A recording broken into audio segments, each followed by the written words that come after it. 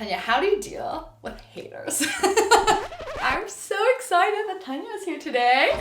I'm here in Austin with Fabi. And we're going to talk today about something that is so cool, but no one really talks about, which is the dark side of entrepreneurship. And content creation specifically. Exactly. So, Tanya, I'm really curious. When you started out as a content creator, what was like the biggest struggle that you faced? Because I feel like, when you start out as an entrepreneurship, it's like, it's getting very glorified by the media. And I'm really curious to hear, like, what was your biggest struggle when you started up? I think for me was figuring out what exactly I wanted to do it and how to do it. And I know that sounds very vague, but when you're just like starting out, Yeah. It's like, you don't really know, like, first, what is going to be your niche, what you should focus on, and second, like, how to do it.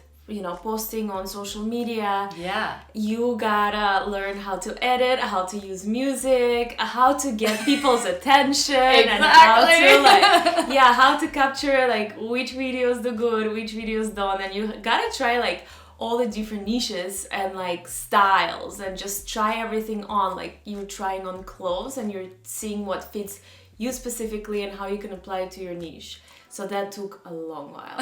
What do you feel like when you started deciding that you wanted to be a content creator and then out of the blue, like, you failed and like you started something new? As you mentioned, you tried like different clothes, right? You tried different methods. Like, what kept you really motivated during that time? Oh, good question. For me, it was helping people. I think is the biggest one, because even when I had like 300 followers on Instagram, right? And just like still 300, right? Yeah, I was helping people and people were getting results and people were so grateful. And I felt like even though content creation itself, it feels like when you're just starting out, you're sort of broadcasting out. You're giving out, and you're not getting much feedback. You're not getting many likes. You're not getting many views. It's like you're sort of just like sending it to the universe. The 3 view videos that we all have. Yes, exactly. But then there's like people that send you a message and you like dig in and help, and then they're like, oh my God, thank you so much for helping. It really helped me achieve this or do that. And then that is what makes the journey, especially at the beginning, at least for me. I know, I'm with you. And I think the other piece is just like the messages you get in terms of the impact that you create. That is really what keeps you going. I think it's also important to partner up with other entrepreneurs, right? And just like be on the journey together. I think that's really key. But like, how do you figure out that like this, like when you started really growing, because you have a really big audience now, like I would say it's like you're a very big micro influencer now, and I'm really curious, like, what's the price tag that you're paying? Well, a lot of price tags. I had to say goodbye to a couple of friends. I obviously have my online persona and people that know me in real life. Sometimes there's like a big mismatch. Not everyone will want to see you succeed, and not everyone will want to see you step outside and try to do something different. Oh, and this is really key, because I want to point on this, because I think this is so key. It's really funny. I feel like the more really successful people I meet on my journey as well, it's like they will never judge you. They will like cheer for you. Yes. They're never going to be the one like, oh, do you think like what you're doing is really a thing? Or like, or are you an influencer now? Like all of these comments that you get, you don't get them from people who have done the work and who are above you and who have success. So you usually get them from people who are really like not happy with their lives. And what I love to say is that you are basically, or like your journey is a mirror of your haters' dead dreams. Wow.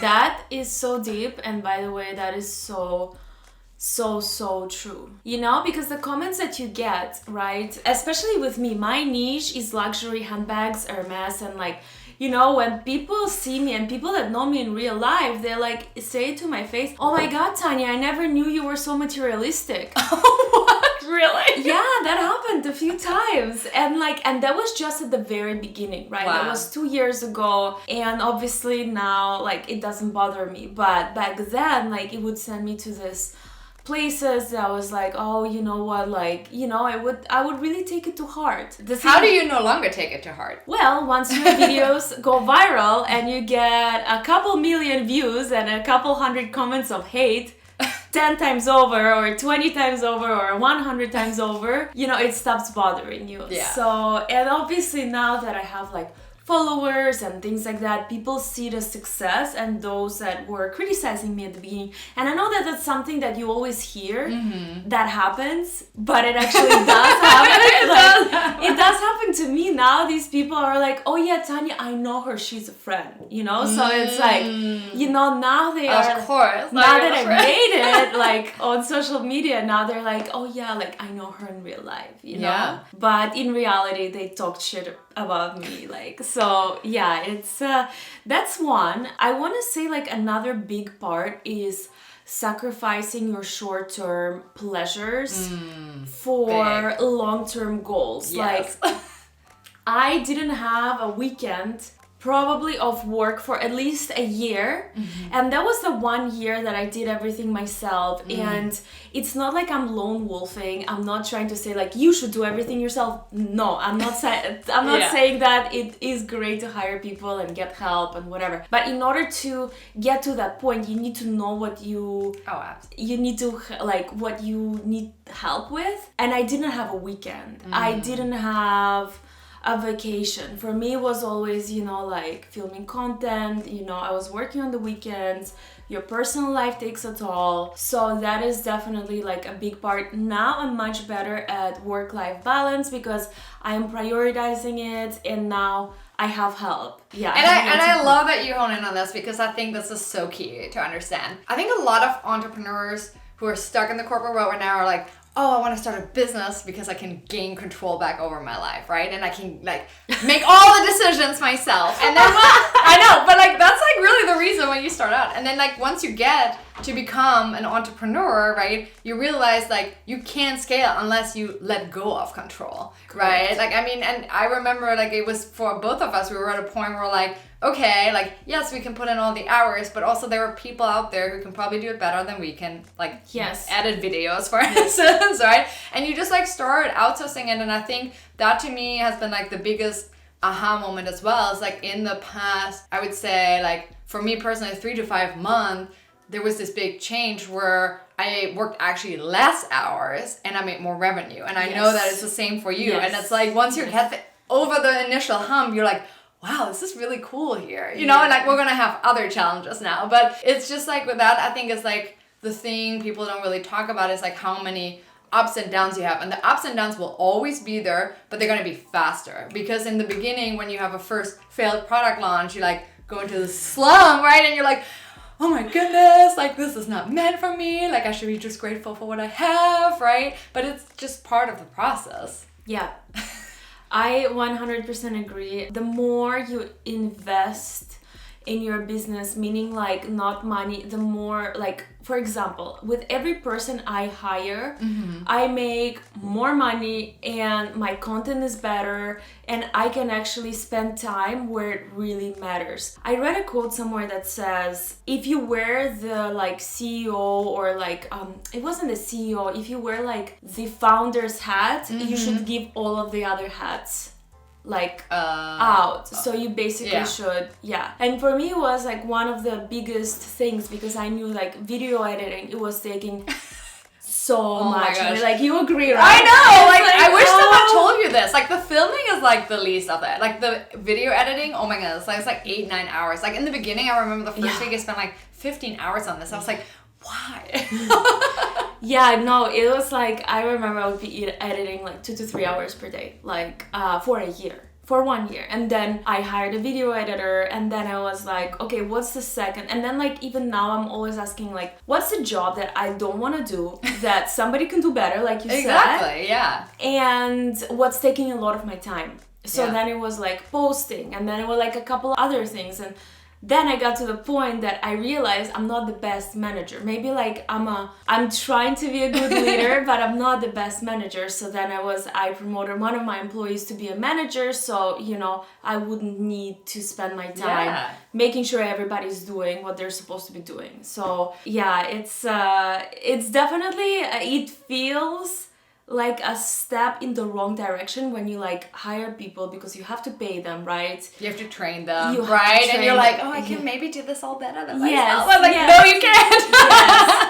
Yes. You will see. But it's so true, yeah. Like the more control you let go of, the more comes to you, and the more as an entrepreneur you can spend time on what actually matters for your business. And here's the other thing too, I want to drive home because I love this, right? Like I think in the beginning when you start out, you just do so much and you're trying out different things and like so much of it is wrong. It's just not gonna work.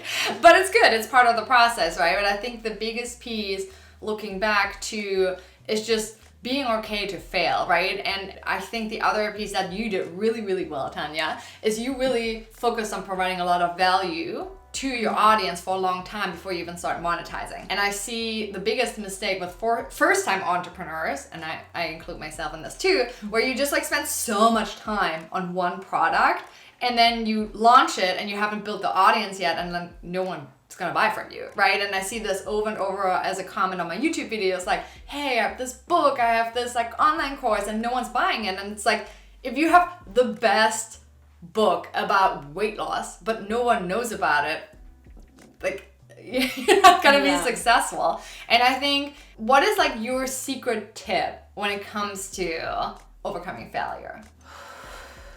That is an excellent question, Fabi. I think one of my biggest tips is to surround yourself with good people, that people that believe in you and people that will cheer you on when you fail, because I did fail. I did, like you said, the first time I tried to monetize, it was an epic failure. Like I did have an audience, but back then I didn't have Fabi. Like you see, it's important to equally invest in coaching, and if you can pay someone, let's say if you can pay someone $1,000, but it will save you time, it will save you like maybe $10,000 of trial and error and like failing, you should totally do that, because some people know better. So surround yourself with experts, surround yourself with cheerleaders.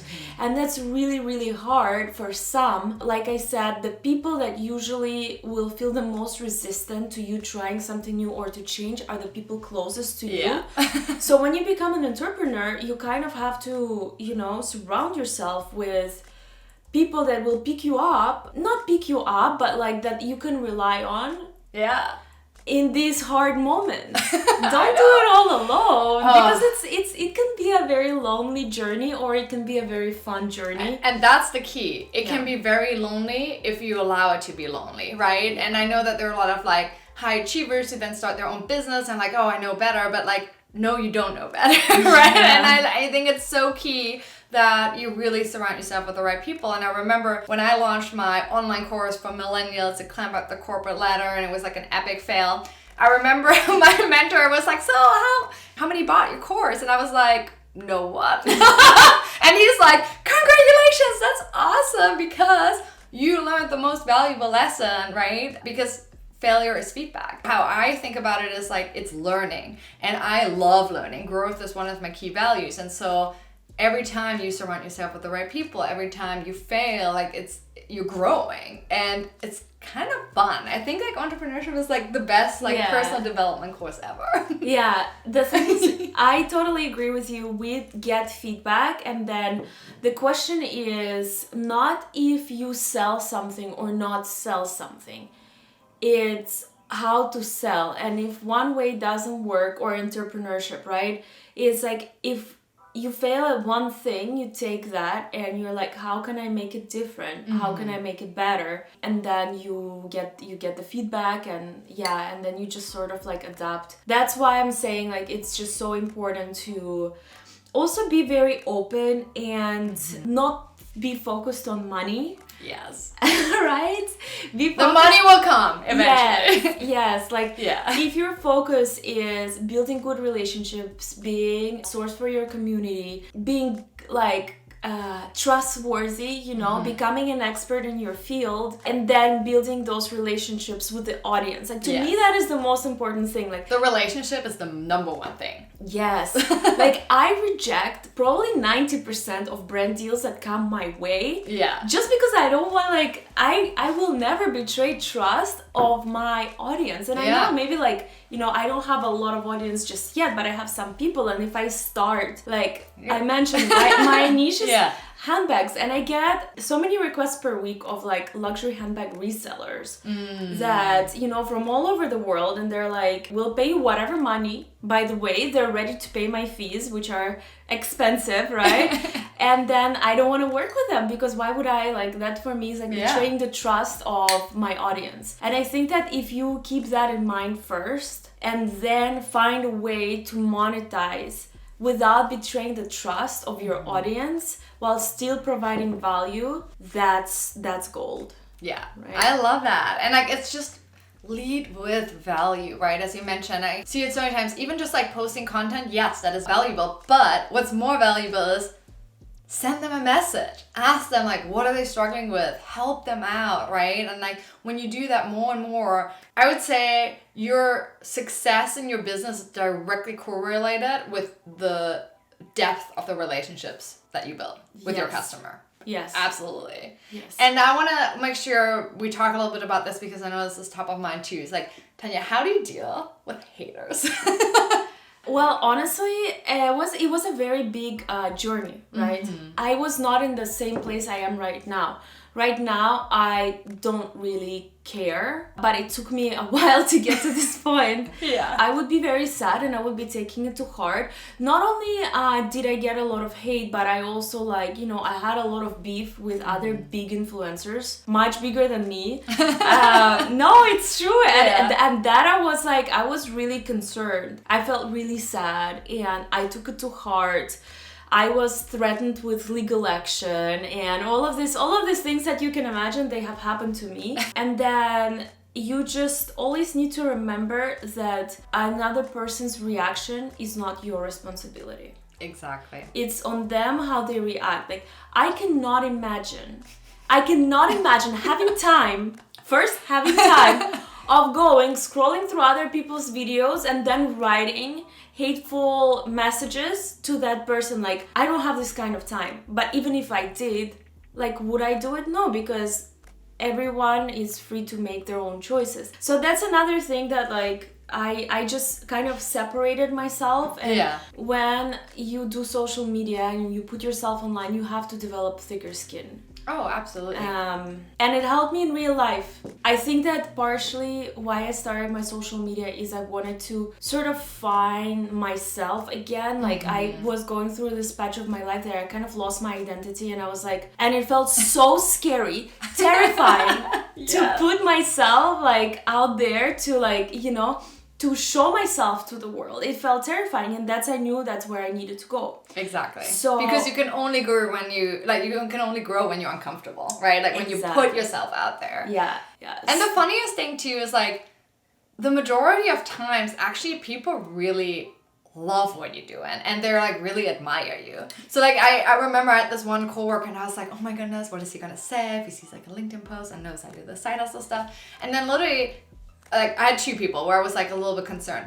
One never even saw that I posted this like a year later. He's like, oh really? Oh, I didn't know you did this, you know, and it was all in my head, all the stories I created. And the second one reached out to me and was like, oh my goodness, I love what you're doing. It's so cool. I have a side hustle too, right? So it's like, I think this is really, really key to know. Is like sometimes we tell ourselves like the stories of like what the other person thinks and all of this, right? But coming back to the haters is really, really key, because I always say, when you get your first hate comment, I mean, it hurts, right? It's like, really, like, why do you have hate? Like, I'm pouring my heart in this, and then I still get like these negative comments. First of all, it's about them. It's not about you, right? And then the other piece too is like, do you want one person to really have the power over your vision, right? And that's really the key, because you make such an impact on so many people's lives. And do you want to have like 10 people keeping you from living the best life. I love that. I absolutely love that. I actually came up with this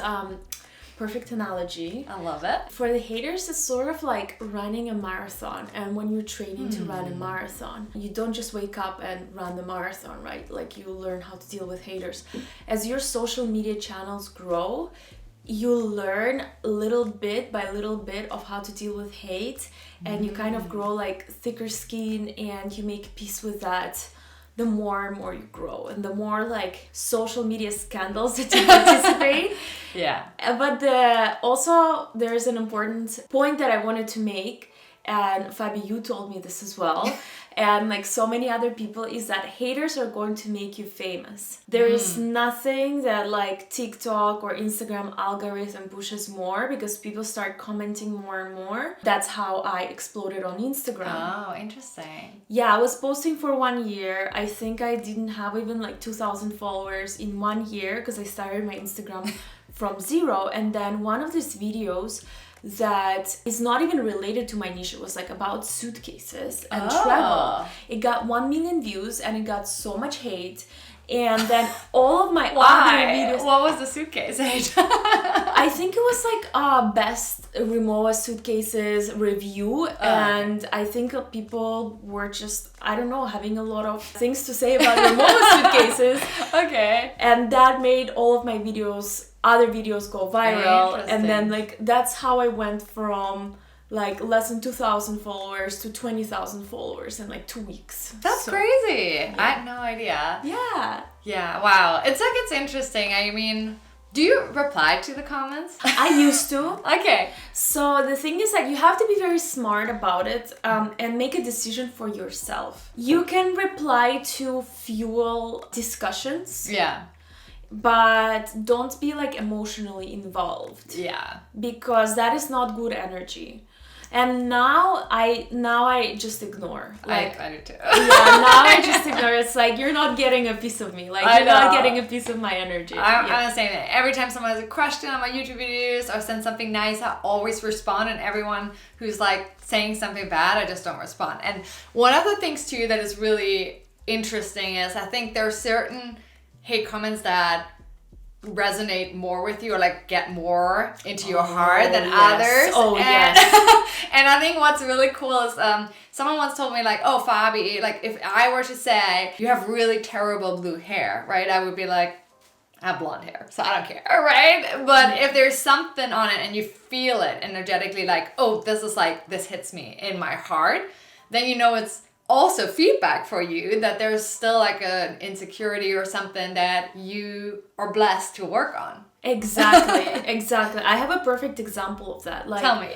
So it's going to be too much, TMI, too much information, but I gained a lot of weight during COVID, and I do portray a luxury lifestyle on my social media. So I started getting a lot of comments like, oh, why do you need a Birkin? You need to like spend money on Ozempic, or like all of these other things. Yeah, like, oh gosh. And I do like to look natural, you know, I don't have like plastic surgeries or anything like that. And like a lot of people have opinions about that. And it goes like straight to my core, because I'm very insecure about, you know, like my weight and everything, because I wasn't always looking like that. And not that it should matter, but you're beautiful just the way you are. Thank you. But it bothers me, or it used to bother me a lot more when people would make these kind of comments, and it's usually crazy to me because it's other women. It's other women bringing each other down. I know. Like, that's so crazy. It's so crazy. And you know what? It's so funny because I think like what I realized too is if you have the same situation and it's a man, it's a very different response. Oh, yes. There's a lot of like body shaming and with women, which is like, don't do that. Like, no. Like, again, and that's why I think in the beginning we said this, right? Like, if the people who love feedback, the people who are more successful than you are, who are a few steps ahead, like, they will never body shame you. No. Ever. And it's also like, it's crazy because I also get a lot like, oh, like, how do you make your money? Or how do you, and like people make assumptions. I have a lot of keywords blocked on my Instagram and on TikTok in the comments. So if you comment certain keywords, it will not show up. And I did not even know you could do that. Yeah, I did, because I get some really nasty comments of around certain keywords, and a lot of times people are like, how do you make your money? Oh, they always accuse me it's like, her husband is buying her Hermes bags, or it's her father that's buying her bags. It's like that never once it occurred to anyone on the internet that I could be buying them for myself. Like, that's also like another thing is like, and it's usually women. It's usually not men that's bringing you down. That's like, oh yeah, like somebody else paid for your shit. Like, like it's crazy. Like how we make these assumptions about like each other, which to me is really crazy. Yeah, I know. I'm with you. I think it's a little bit backwards, right? And I think if we all just come from a place of love and respect, that wouldn't be the case. It's interesting. I did not know that you can block like comments. That's yeah, you can filter through. Yeah, because I get so much like, oh, it's like blood money, or if it's oil money, or it's like, really? I get all of this, like I get a lot of political hate, and it's crazy. Oh, let's speak about something else. I know there's a squirrel. Oh, okay. I thought it was a snake. No, it's a squirrel. Even though we're in Texas, there are snakes, but no, it's a squirrel. Yeah, his name is Larry. He comes like every day. It's really cute. Anyhow, so one of the things I wanted to talk about, because the two of us, I think, get this question a lot. And I think it's also a question where I'm always like, should we block this eventually? Which is, where are you from? And then the next question, when you say like, oh, I'm from Miami, or I'm from Austin, then it's like, no. Where are you really from? And that's like, if you're an immigrant, you can relate to this, right? But if you're not an immigrant, like, don't ask this question. It's very inappropriate. And I feel like there are certain questions, it's like, especially the US, what is so great about the US is that it's a melting pot. There's so many people from all over the world, right? That's what makes the United States, the way it is. Yeah. And it's just like, it's so funny. Like, do you get, because I want to really hone in on this.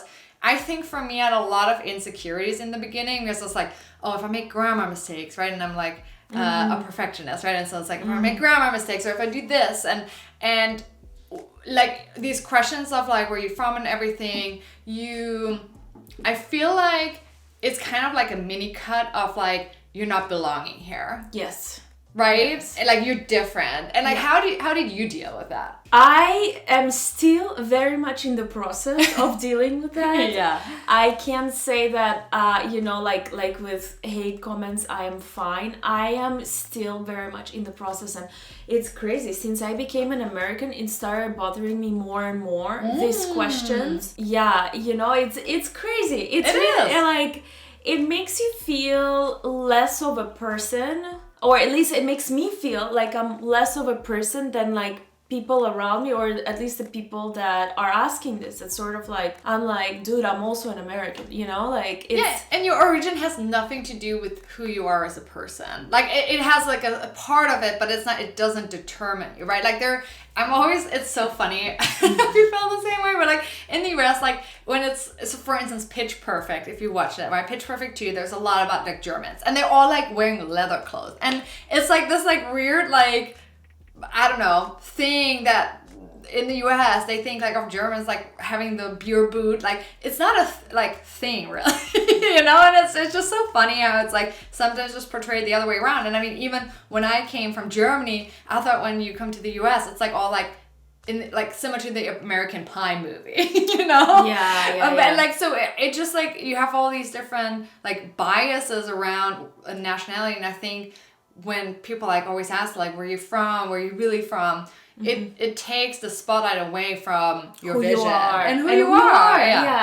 Yeah, I don't really like that. I think that in certain areas of the US, like in Texas, it's definitely more prominent. When I came to Texas for the first time a couple of weeks ago, almost every Uber that I had, I was ordering like a smoothie or a coffee. They were all asking me where are you really from question, versus, I feel like in the Northeast, people are a lot more respectful. They see you're a foreigner, but they don't treat you any different. So it's crazy how, I've lived in the US for more than 15 years at this point. Wow. Yeah, and it's like, it's crazy because I never felt felt that when I was, living in Boston, when I was like living, I never even felt that. And now later in life, I am starting to feel that because of, wherever you originally are based. Like in Miami, you don't get a lot of that because there's so many other immigrants and they like don't really care. But in other areas, and I don't like that. I don't like that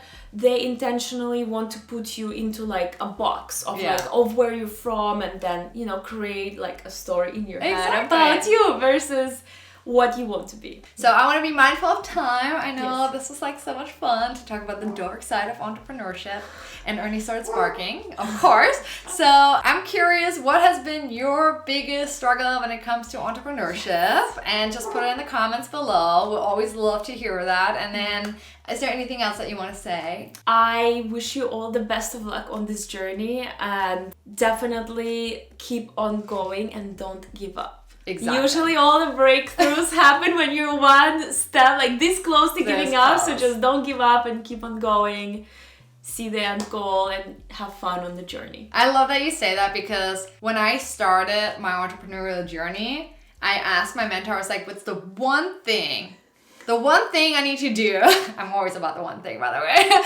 What's the one thing I need to do in order to make my business successful? And he said, never give up. And that was my commitment. I will never give up. So we'll end this for a long, long time. So it's going to be fun. I'm excited. It was a pleasure. Good luck on your journeys. Bye.